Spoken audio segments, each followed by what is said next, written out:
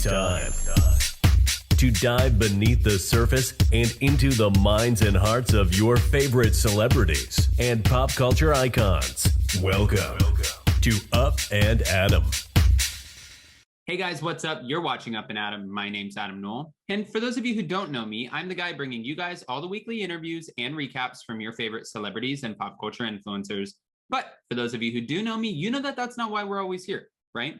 Guys, if you haven't already, go ahead, smash that like button, subscribe to my channel, and hit that notification bell because, well, you don't want to miss anything we have coming up.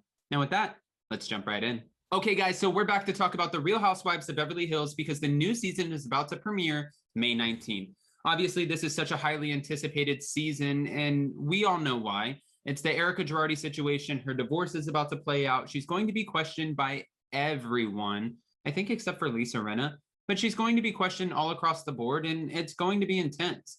We obviously have seen Erika Girardi in previous seasons where she doesn't show much emotion. She's considered the ice queen of the Real Housewives of Beverly Hills, and she doesn't really give too much as far as what's going on in her life or what could possibly be going wrong.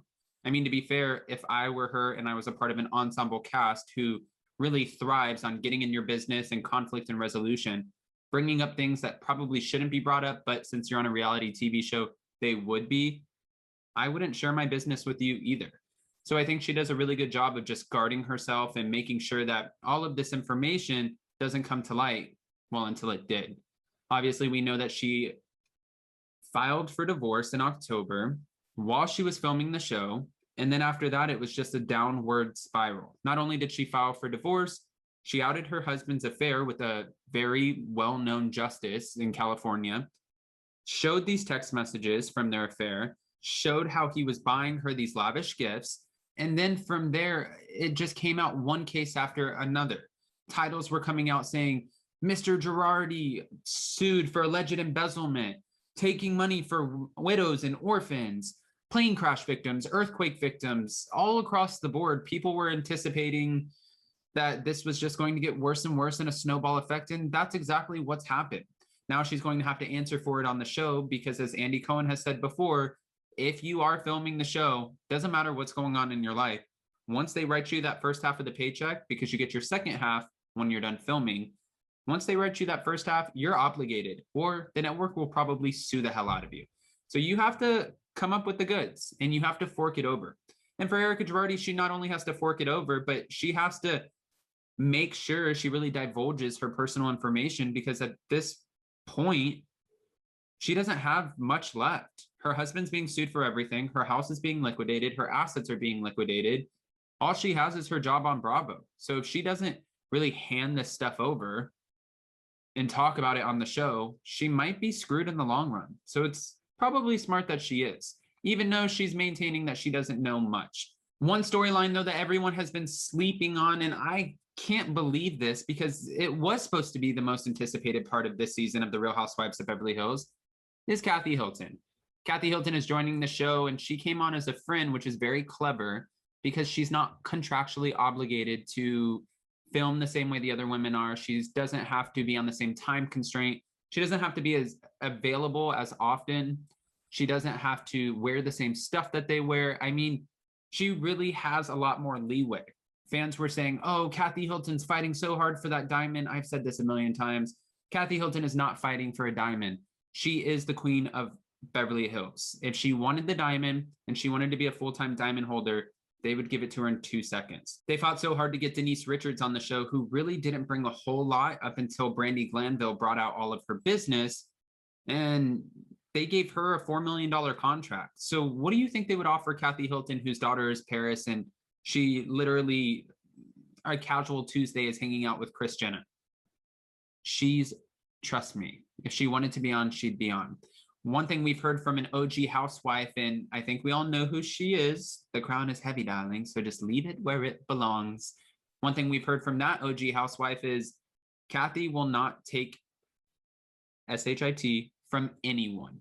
Kathy's not going to F it. She won't take shit from anyone. Kathy is not coming on the show to take shit from anyone.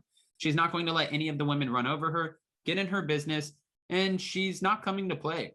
Obviously, fans want to know what that sister dynamic looks like with Kathy and Kyle, but Apparently, it started off good filming. And then as the season started to progress, Kyle was getting a little jealous about the attention that Kathy was getting and how the other women were trying to pretty much kiss ass. Now, if the sources are right, then what happened from there was Kyle and Kathy started to butt heads a little bit, and there was a little bit of tension on set. So I can't wait to kind of see how that plays out. Not only that, but I guess Kim Richards made a cameo or two this season.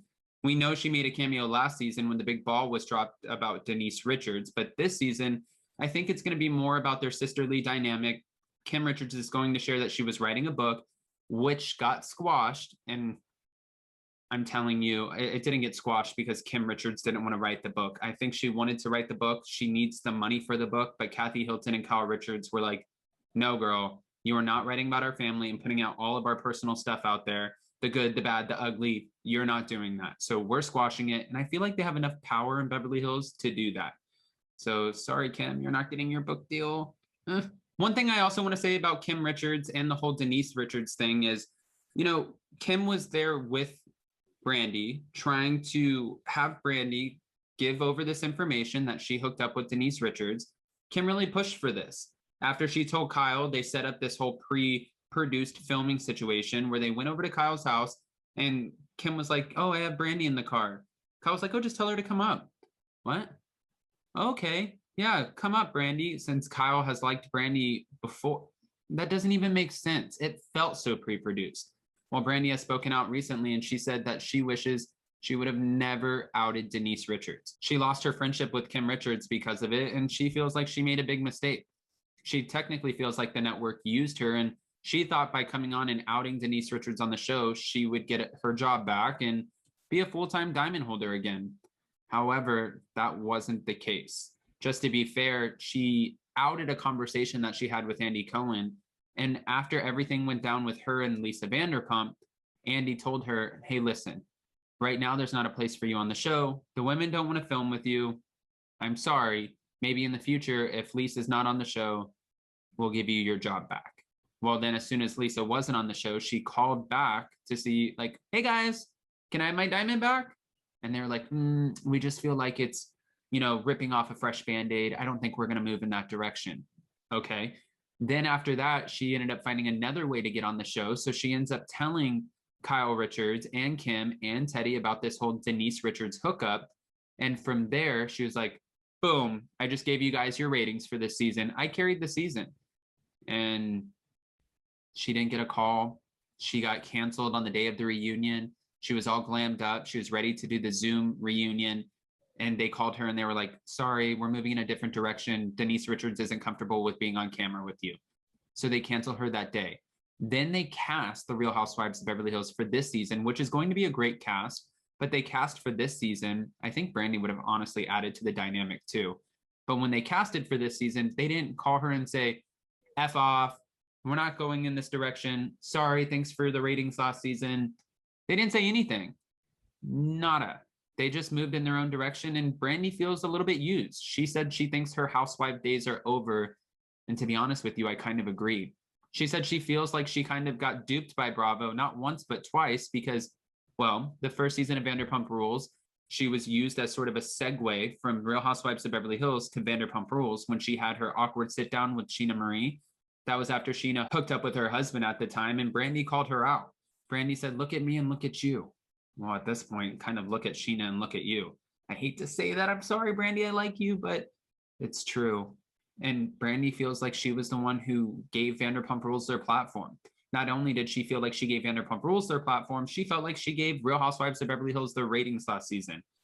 So, I mean, in the words of Tamra Judge, know your worth. Welcome to the club and know your worth. She said that BRANDI pretty much deserved it because she sold herself short for a small amount of money.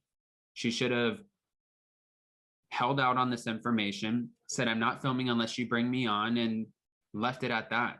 That wasn't the case, though. With that, though, guys, we know that BRANDI's not even a part of the show. The whole point of this was to talk about Kathy Hilton. The fact that we have other housewives and sources coming on saying that Kathy Hilton will not be taking shit from anyone, that she will be coming in guns a-blazing.